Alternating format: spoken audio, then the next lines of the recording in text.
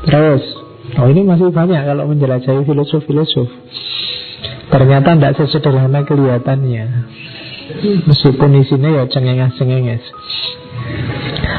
Bergson, kemarin kita singgung Bergson ya, dia punya teori khusus tentang humor. Kalau katanya Bergson, dia agak beda dengan filosof-filosof sebelumnya. Kelucuan itu katanya Bergson adalah ketika orang melenceng dari fitrah vitalitasnya. Manusia itu vital, manusia itu punya kemerdekaan, punya kebebasan, punya kedalaman. Tapi banyak orang yang hidupnya mekanis. Mekanis itu kayak robot. Disitulah nanti lahir kelucuan. Bahannya humor itu dari situ, katanya Bergson. Ketika orang yang dituntut vital, dituntut hidup lurus sebagaimana fitrahnya, tapi terus dia gayanya kayak bukan manusia. Lucu itu ketika manusia kayak binatang, lucu itu ketika manusia kayak mesin, lucu itu ketika manusia kayak tumbuhan. Itulah bahannya lucu. Jadi itu namanya human automata. Kan banyak kita yang kayaknya kayak tumbuhan. Kayak tumbuhan itu ya makan, minum, tiba-tiba tinggi aja. Jadi kan tiba-tiba besar. Nah itu sumber kelucuan di situ, bahannya dagelan itu di situ. Atau kayak binatang, atau kayak mesin. Manusia modern itu kan sekarang kayak mesin. Sekarang di kampus-kampus itu ada absen, sekolah-sekolah juga absen. Kemudian itu kan apa-apa jadi mekanis, diatur oleh mesin. Manusianya terus ya kayak robot. Dia tidak vital lagi. Di situlah sumbernya kelucuan, katanya Henry Bergson. Ngaji kok rutin malam Kamis kayak mesin aja. Nah, itu terus jadi lucu. Emangnya tidak bisa diganti malam Jumat, minggu depan malam Minggu kan ya bisa. Nah, tapi terus katanya sumbernya kelucuan itu di situ. Kalau ditanya kenapa sih ngajinya kok harus malam Kamis, jawabannya mungkin bisa 1001. Tapi hakikatnya ya sebenarnya kita mekanis. Dalam banyak hal terus mekanis. Oke. Terus sekarang kita pelajari ontologi humornya Bergson.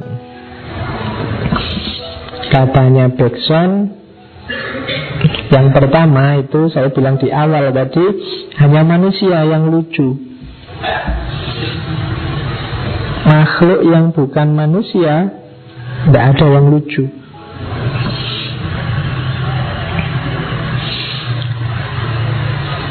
Ketika dia dianggap lucu, itu biasanya diasosiasikan dengan manusia.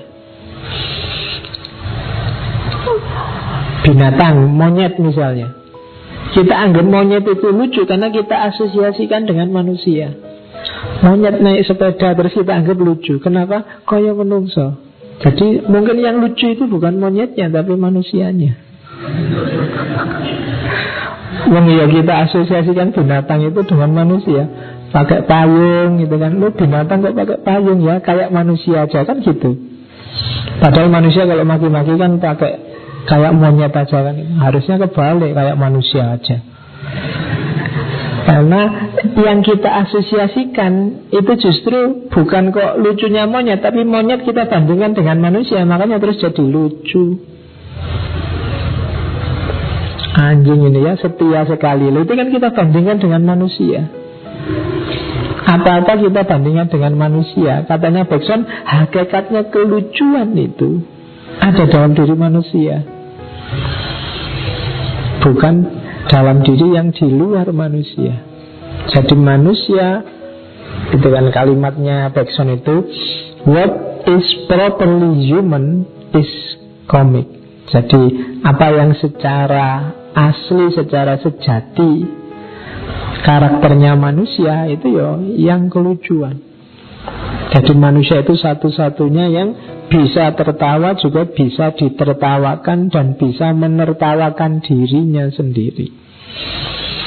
Itu ontologi humornya Bergson, teori pertama. Jadi hanya manusia yang lucu. Tidak ada makhluk lain yang selucu manusia. Makanya kalau ada film lucunya negeri ini misalnya, itu sebenarnya yang lucu bukan negerinya, manusianya.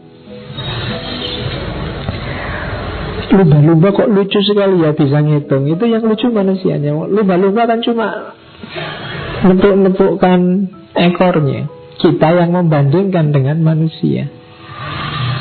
Wah, bisa mikir ya berarti lumba-lumba. Itu kayak kita mengasosiasikan dengan manusia.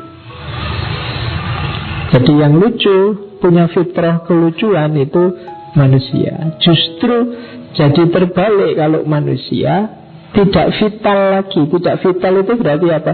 Kehilangan etos kelucuannya. Dia jadi kayak mesin, dia kaku. Tadi ya teorinya Bergson, human automata. Di manusia itu ya rajin tapi sekali-sekali bolos. Itu lucunya.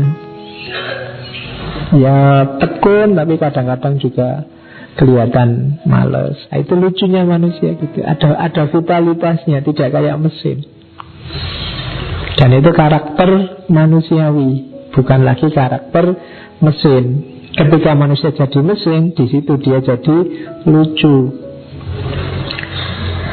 Yang kedua, kalau ini hipotesisnya Bergson. Manusia yang lucu tadi basisnya apa? Akal, intelektual, bukan emosi. Justru kalau pakai emosi mungkin jadi tidak lucu. Kayak tadi lihat orang jatuh, terus kan kita ketawa. Kenapa kita ketawa? Kita pakai akal. Kalau pakai hati kita tidak ketawa. Kasihan ya, kan mesti gitu. Kayak kamu nonton film itu loh. Kamu nonton film itu kan kalau lagi sedih ikut nangis, lagi lucu ikut ketawa, lagi perang ikut tegang. Nah itu yang main sebenarnya bukan hati, tapi inteleknya. Jadi kalau pakai emosimu yang sejati, mungkin malah kamu nonton film bunuh-bunuhan tidak ikut tegang. Biasa aja itu film, tidak usah tegang, itu tidak mati beneran, itu pura-pura itu. Tidak enak kan kamu nonton filmnya. Nanti nonton film seru-seru, alah itu permainan komputer, tidak ada yang asli. Nah ya, tidak enak kamu kan akhirnya apa-apa jadi tidak enak. Harus mengambil jarak. Sama, kelucuan juga begitu. Intelektualitasnya jalan, emosinya tidak usah dipakai. Justru kalau terlalu banyak pakai emosi, biasanya terus tidak jadi lucu. Kita empati, tidak jadi lucu. Nonton monyet naik sepeda, kalau kita pakai emosi, pakai empati, kasihan ya monyet itu, dijauhkan dari habitatnya, dia disiksa naik sepeda, tidak jadi lucu. Kasihan ya badut itu, wajahnya dicat-cat, kemudian pakai baju, pakai nggak manusiawi sekali harusnya. Kalau pakai emosi nonton badut nggak lucu. Kamu nonton sirkus mungkin malah nangis. Nah iya tahu kasihan hewannya ya, dilihat gitu kasihan. Wah orang-orang kok naik-naik gitu, kalau jatuh gimana? Nanti kasihan. Mungkin kamu malah panik sendiri di ruang sirkus. Jadi dia bukan emosi tapi intelektual. Kita harus membebaskan diri dari empati, dari emosi sesaat, biar bisa tertawa. Karena kalau empati ya tidak enak. Ketawa kalau hanya karena empati kan tidak enak. Kok kamu ketawa bang, tidak lucu, tidak enak Pak, yang lain ketawa. Kalau saya tidak ketawa nanti kan tidak toleran namanya. Itu kan tidak enak. Jadi tidak bisa. Katanya Bergson tidak. Emosinya dipending sebentar, dipahami pakai inteleknya dulu. Karena kalau emosinya masuk terus, mungkin banyak hal yang harusnya lucu jadinya tidak lucu. Yang ketiga, ontologi humor itu, tertawa itu selalu dalam kelompok. Makanya jangan tertawa sendirian. Itu mengkhawatirkan. Katanya disuruh banyak tertawa, Pak. Ya saya pokoknya nggak ada apa-apa, ketawa aja. Hati-hati. Kalau dibuat-buat nggak apa-apa. Kok ketawa beneran itu berarti tanda-tanda kamu. Nah, ketawa itu selalu dalam lingkup kelompok. Our laughter is always laughter of a group. Jadi tertawa kita adalah selalu tertawa dalam kelompok. Logikanya juga logika kelompok. Lucu di sini mungkin tidak lucu di sana. Kita ketawa-ketawa lihat itu di sini, di lokal yang berbeda mungkin tidak lucu. Itulah hakikatnya tertawa. Selalu dengan orang lain, tidak pernah sendirian. Makanya katanya Bergson, it seems that laughter needs an echo. Katanya Bergson, kelihatannya tertawa itu butuh echo. Kamu tidak bisa lucu itu sendirian. Yang lain diem aja terus kamu ngakak-ngakak sendirian. Itu kan tidak disebut lucu, tapi disebut, paling kamu nyebutnya loro cahiki. Oh iya, jangan. Kamu yang lain gak ada yang ketawa, kok ketawa sendirian. Atau yang lain sudah selesai ketawa, dia baru belakangan wah hahaha kan gitu. Sendirian, ketika sendirian malah jadi aneh. Tawa itu butuh echo, bareng-bareng. Sini ketawa semua, itu berarti normal. Kok saya selalu telat, Pak? Perlu dicek. Jangan-jangan ada yang bermasalah dengan saraf tertawanya. Jadi tertawa itu selalu dalam lingkup kelompok. Itulah ajaran tentang humor. Oke. Nah, dalam agama, kalau dalam Islam ada banyak ayat yang mengisyaratkan humor boleh. Ada banyak cerita tentang tertawa dalam Al-Quran. Misalnya istrinya Nabi Ibrahim sebelum dapat putra Ishak, waktu sudah tua, itu juga waktu diberi kabar beliau akan punya anak namanya Ishak, itu beliau tertawa. Istrinya Nabi Zakaria juga tertawa. Nabi Sulaiman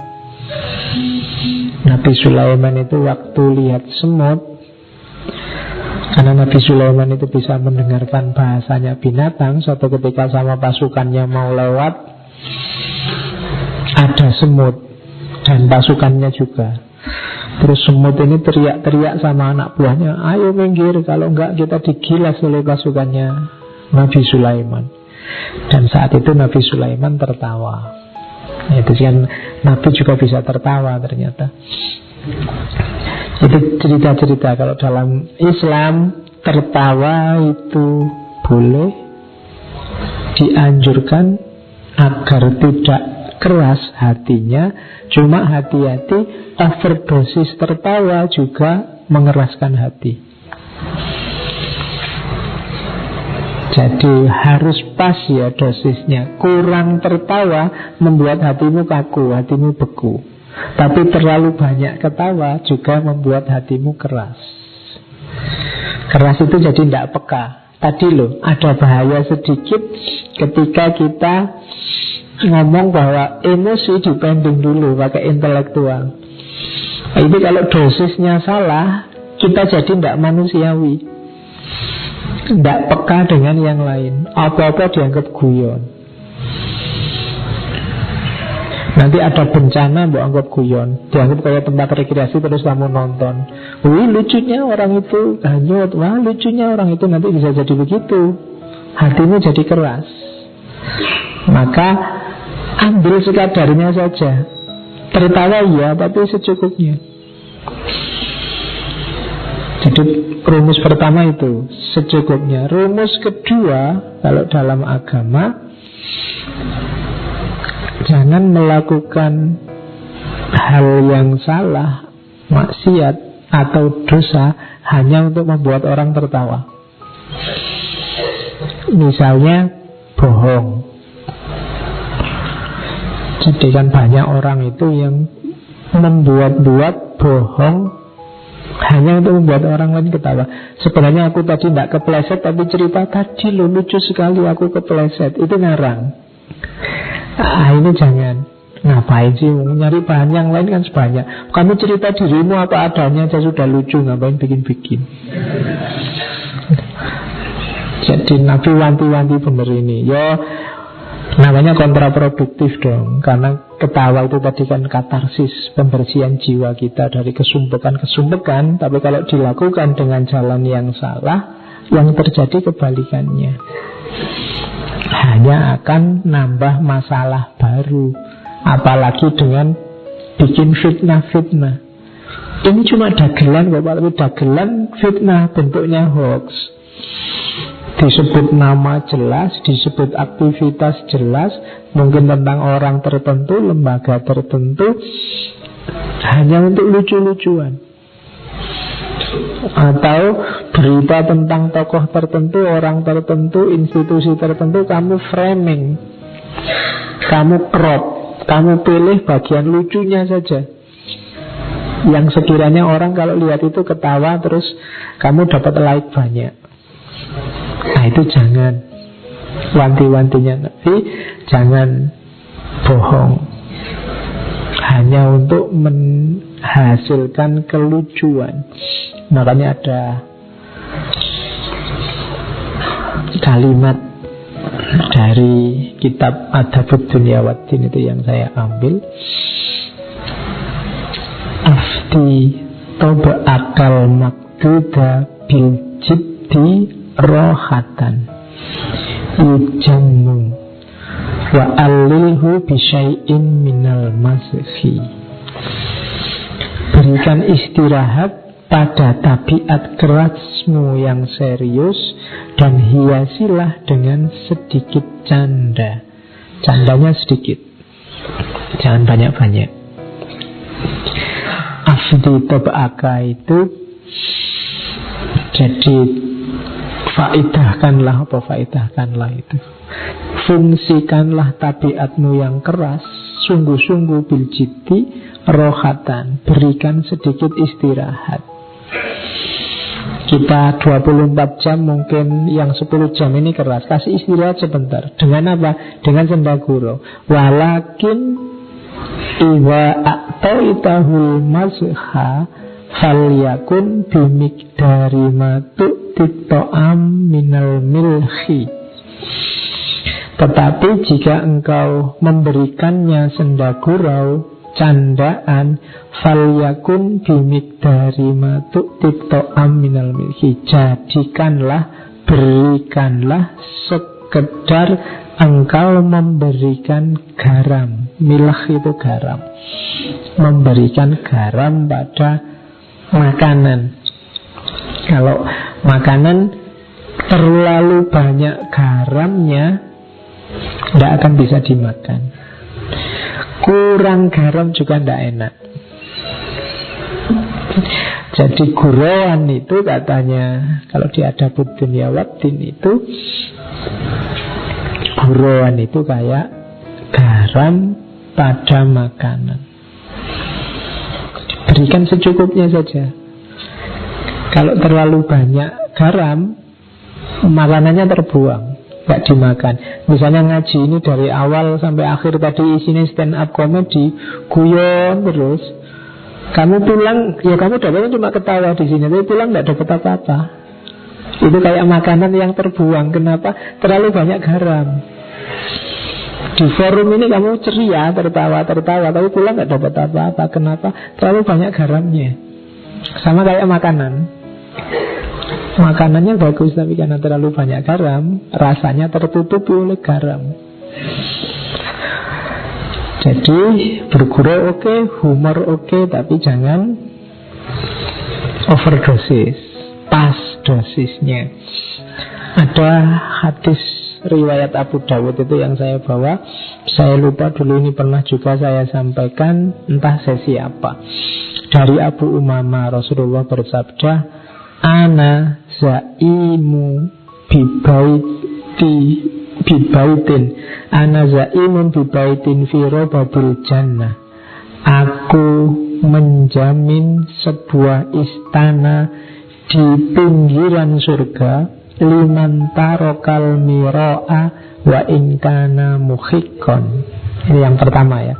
Kalau ada orang meninggalkan perdebatan meskipun dia benar, katanya Nabi, kujamin dia rumah di surga. Sekarang banyak orang gegeran debat itu, sudah cenderung perselisihan, konflik. Kalau ada yang meninggalkan debat padahal mungkin dia menang, dia benar, kujamin dia rumah di pinggiran surga. Karena Nabi sangat merindukan, sangat mencintai persatuan, kerukunan, perdamaian. Maka kalau ada mirok, kalau ada perdebatan, lebih baik kita minggir saja meskipun kita yang benar. Kenapa? Nabi menjanjikan surga. Itu yang pertama. Jadi jangan suka berdebat. Saling menasihati oke, watawasau bil haq, watawasau bisabr. Tapi debat mungkin butuh orang tertentu yang sudah ahli. Karena kalau tidak hati-hati, debat ini hanya nambah musuh. Wa in kana muhikkon, meskipun kita benar. Selanjutnya, wa bibaitin fi wasatil jannah, liman tarokal kadhiba wa in kana mazihan. Dan satu rumah di tengah surga bagi orang yang meninggalkan bohong, meskipun hanya bergurau. Jadi mungkin kita nemu bahan lucu, tapi ini bohong. Nah, bohong kan tidak apa-apa. Kalau cuma bergurau tidak ada efeknya apa-apa, ya. Tapi sebaiknya ditinggalkan kalau itu bohong. Dan Rasulullah menjamin, kalau tadi yang debat ditinggalkan, itu janjinya cuma pinggiran surga. Kalau ini wasatil jannah, tengah-tengah surga. Yang terakhir, wabibaitin fi a'lal jannah, dan satu rumah di surga yang tertinggi, liman hasana khuluquhu, bagi orang yang memperbaiki akhlaknya, orang yang terpuji akhlaknya, dapat tinggi.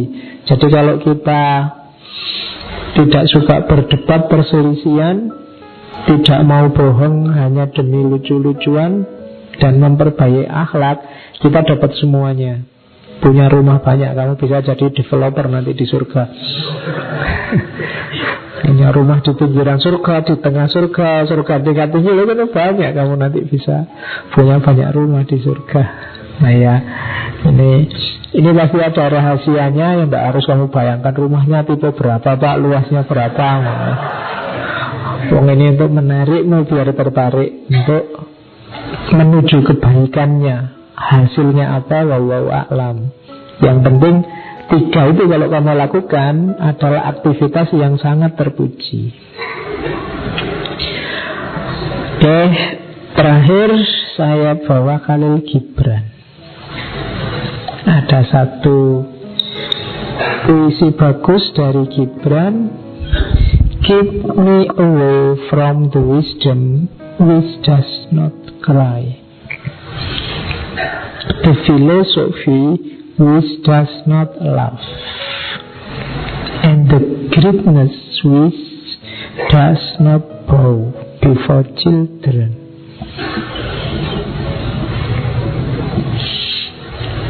Ya, ini pesannya Khalil Gibran di salah satu puisinya. Menjauhlah dari kebijaksanaan yang tidak menangis. Kebijaksanaan yang tidak menangis itu kebijaksanaan yang cuek, tidak peduli situasi sekitarnya. Kebijaksanaan yang sombong. kebijaksanaan yang tidak empatik. Itu nasihatnya Gibran. Menjauh saja kalau ada. Sebijaksana apapun, sebagus apapun isinya, kalau itu does not cry, mengabaikan lingkungan sekelilingnya, tidak empati pada segala macam penderitaan yang ada di sekelilingnya, maka menjauhlah. Hindari yang semacam itu. Hanya nambah bebanmu. Sama dengan yang kedua, the philosophy which does not laugh.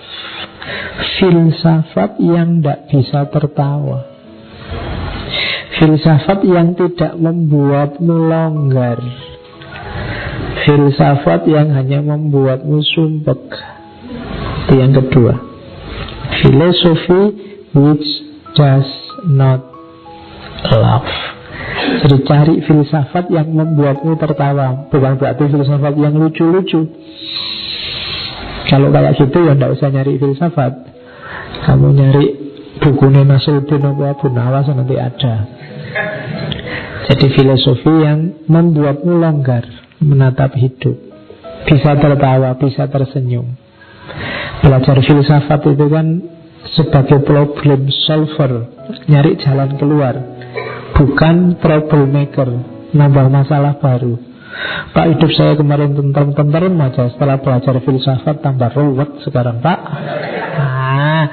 Kalau memang kayak gitu, hindari, keep away aja, cedak-cedak, mau ngapain.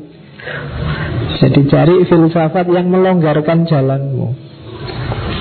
Yang ketiga, the greatness which does not bow before children.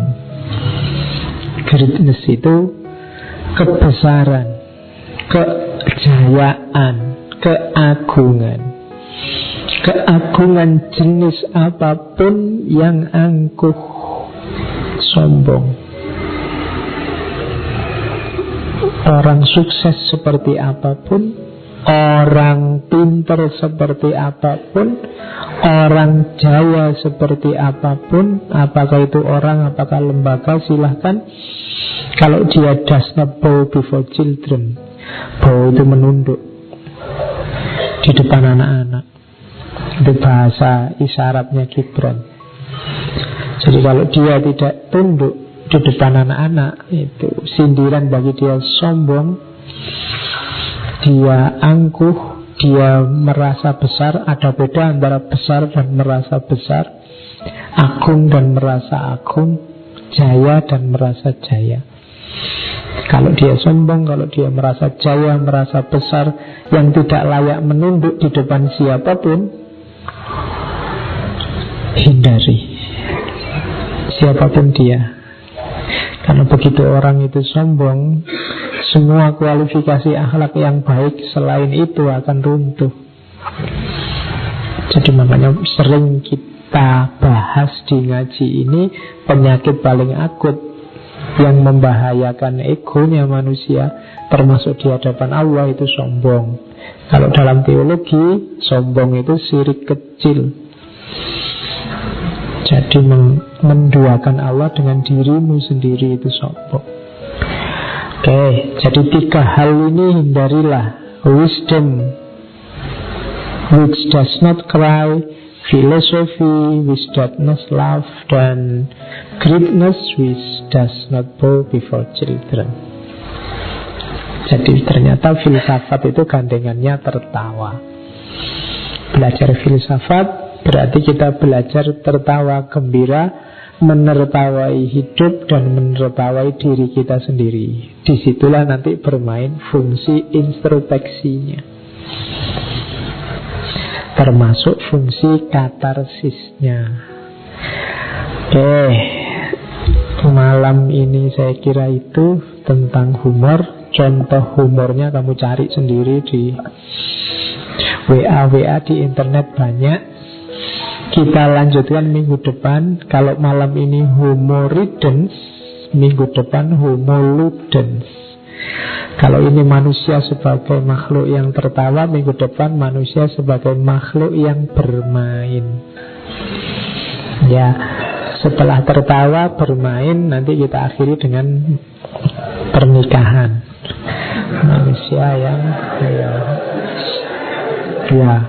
tidak apa-apa ya. Nanti jangan ada yang tanya, masuk ngaji filsafat temanya aneh-aneh gitu Pak gitu. Ya tidak apa-apa lah, kan falsafah hidup. Justru nikah itu kuncinya nanti. Fitrah. Nah, fitrah yang terakhir itu, ya.